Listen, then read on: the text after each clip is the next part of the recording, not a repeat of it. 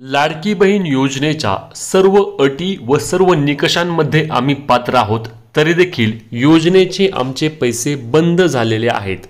आमच्या कुटुंबामध्ये आम्ही रेशनिंग कार्डवर एक विवाहित आणि एक अविवाहित अशा दोनच लाभार्थी आहोत, तरी देखील आम्हाला योजनेचे पैसे येत नाहीत। आमच्याकडे ना 4 चाकी वाहन आहे, ना आमच्या कुटुंबाचे वार्षिक उत्पन्न जास्त आहे, तरी देखील आम्हाला योजनेचे पैसे आले नाहीत। आणि अंगणवाडी सेविकांकडे असलेल्या जी काही अपात्र यादी आहे त्या यादीमध्ये देखील आमचे नाव नाही, त्यामुळे आमची पडताळणी देखील होत नाही। अशा वेळेस आम्ही काय करायचं हा देखील प्रश्न अनेक लाडक्या बहिणी विचारत आहेत, तर त्याबाबतची माहिती आपण आजच्या व्हिडिओच्या माध्यमातून घेणार आहोत। त्यामुळे व्हिडिओ शेअर करायला आणि अशाच कामाच्या माहितीसाठी अपडेटसाठी आपल्या हक्काच्या मराठी चॅनलला सबस्क्राइब करायला विसरायचं नाही। तर मित्रांनो नमस्कार, स्वागत करतो आपल्या हक्काच्या मराठी हायटेक या यूट्यूब चॅनलवरती, जिथे रोज नवनवीन आणि महत्त्वाची माहिती तुम्हाला मिळत असते।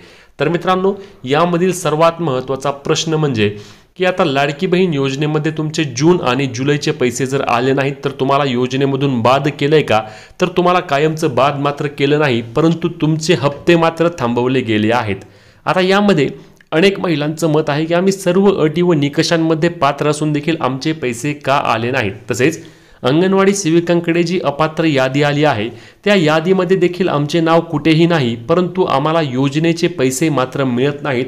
आणि अशा वेळीस आम्ही काय करायला हवं जेणेकरून आमचे योजनेचे पैसे पुन्हा सुरू होतील?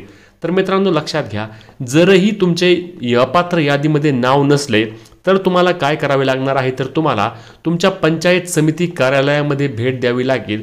त्या ठिकाणी गेल्यानंतर तुम्हाला महिला व बाल विकास विभागाच्या प्रकल्प अधिकारी जे असतात, महिला व बाल विकास विभागाचे, त्यांची भेट घ्यायची आहे। आणि त्यांना तुमचे आधार कार्ड असेल किंवा तुमचे रेशनिंग कार्ड असेल, त्यासोबत तुमचा उत्पन्नाचा दाखला असेल, अशी काही कागदपत्रे घेऊन जायचे आहे। आणि त्यांना तुमचा जो आधार कार्ड आहे ते आधार कार्ड द्यायचं आहे।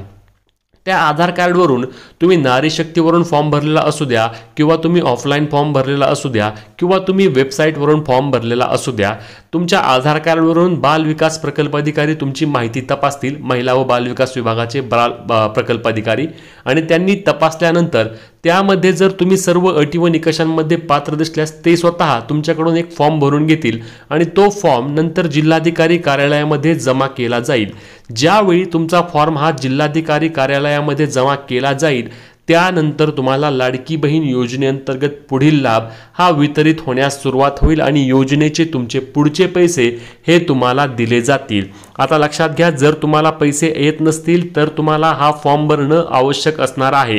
त्यामुळे तुम्ही कुठल्याही प्रकारची वाट न पाहता थेट तुमच्या पंचायत समिती कार्यालयामध्ये जायचं आहे। आता ज्या शहरी महिला आहेत त्यांनी काय करायचं, तर तुमच्या नगरपालिका असेल किंवा तुमची महानगरपालिका असेल, इथे जाऊन या संबंधित अधिकाऱ्यांची भेट घ्यायची आहे आणि त्यांना भेट घेऊन तुमच्या कागदपत्रांसह त्यांना सर्व माहिती सांगायची आहे। मग ते तपासतील की नक्की तुम्ही अटी व निकषांमध्ये पात्र आहात का, आणि जर त्यांना तुम्ही सर्व अटी व निकषांमध्ये पात्र दिसला तर ते तुमचा अर्ज पुढे जिल्हाधिकारी कार्यालयामध्ये पाठवतील आणि जिल्हाधिकारी कार्यालयानंतर तुम्हाला तुमच्या योजनेचे पैसे सुरू होतील। आता लक्षात घ्या, ज्यांच्या कुटुंबामध्ये 2 पेक्षा जास्त लाभार्थी आहेत त्यांनी एक गोष्ट लक्षात घ्यायची की यापुढे जास्तीत जास्त एका रेशनिंग कार्डवर 2च महिलांना पैसे येणार आहेत, त्यातही एक विवाहित आणि एक अविवाहित असाच एक असणार आहे। यामध्ये दोन्ही अविवाहितांना किंवा दोन्ही विवाहितांना देखील योजनेचे पैसे मिळणार नसल्याचे तुम्ही 100% खात्री करायची आहे।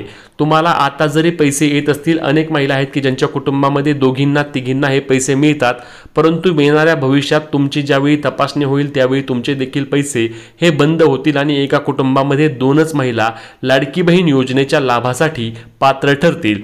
मग आता हा फॉर्म सबमिट केल्यानंतर तुम्हाला योजनेचे पुढचे पैसे मिळतील, परंतु जून आणि जुलै महिन्याच्या हप्त्याचे काय, तर तुम्हाला जून आणि जुलै महिन्याचे जे पैसे मिळाले नाहीत ते देखील पैसे जमा करण्यात येतील, असे आपल्या महिला व बाल विकास विभागाच्या मंत्री आदिती तटकरे यांनी कालच सांगितले आहे। आणि त्यामुळेच ही काही प्रमाणामध्ये महत्त्वाची आणि आनंदाची देखील बातमी असणार आहे। जर तुम्हाला पैसे येत नसतील तर तुम्ही लवकरात लवकर तुमचा फॉर्म भरून जमा करायचा आहे, तरच तुम्हाला योजनेचा पुढचा लाभ सुरू होईल। जर तुम्ही कुठल्याही प्रकारची हालचाल जर नाही केली तर सरकारला वाटणार आहे की तुम्ही योजनेच्या लाभास पात्र नाहीत आणि मग तुमचे जे पैसे स्थगित केले आहेत ते पैसे तुमचे कायमस्वरूपी देखील बंद होऊ शकतात. मग जेव्हा 2100 रुपयांचा निर्णय होणार आहे तेव्हा तुम्हाला ते 2100 रुपये देखील मिळणार नाहीत. त्यामुळेच लाडक्या बहिणींनो, या महत्त्वाच्या अपडेटबद्दल तुम्हाला काय वाटतं ते आम्हाला कमेंट करून सांगायला विसरू नका. तसेच लाडकी बहीण योजनेबाबत तुमचे जे काही प्रश्न असणार आहेत ते सर्व प्रश्न तुम्ही आम्हाला कमेंटमध्ये विचारू शकता. त्याबाबतची देखील माहिती आपण व्हिडिओच्या माध्यमातून तुमच्यापर्यंत पोहोचवण्याचा नक्कीच प्रयत्न करू. तोपर्यंत पुढच्या व्हिडिओमध्ये भेटूया. व्हिडिओ शेअर करा आणि चॅनलला सबस्क्राईब देखील करा. जय महाराष्ट्र.